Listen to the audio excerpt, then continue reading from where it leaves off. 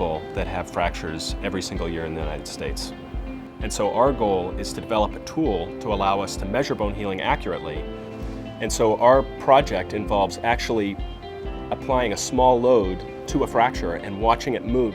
And they've got this new technology called a micro CT scan. And what this is a type of X-ray that uses low dose radiation that gets very high resolution pictures of fractures. It's a tiny amount of motion that we're measuring, but it's going to be enough for us to figure out how quickly the bone is healed. The time it takes to heal an ankle or a wrist or a pelvic fracture or hip fracture is the same today as it was 30 and 40 years ago.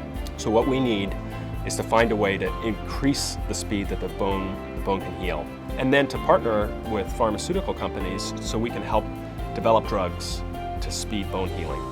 Anything that we can do to speed healing, even if it's only a few weeks, can make a huge impact on people's lives.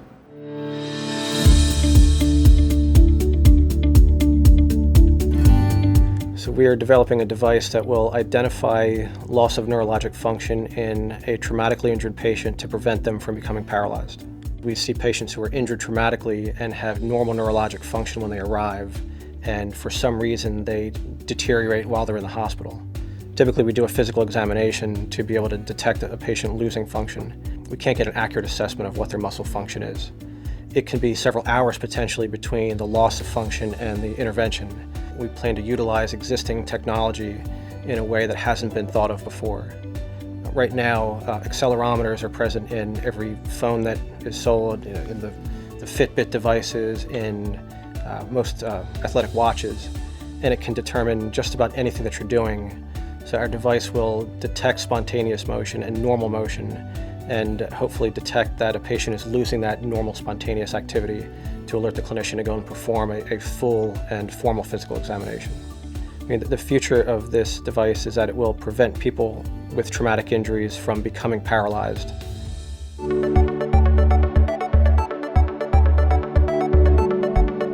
Virtually 100% of trauma patients undergo muscle loss. There's nothing we can do to regenerate the muscle. The time they spend in the hospital is actually just a tip, just a few weeks, maybe months, but then they spend years trying to rehabilitate home.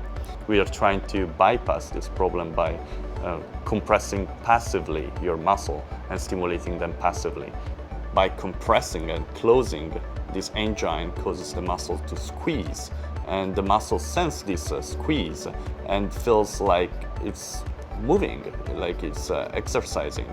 The muscle understands that the stimulus is finished, and so reacts by growing and becoming stronger, as much as it would do if you were weightlifting. Our mission is to cure patients and get them back to their normal life.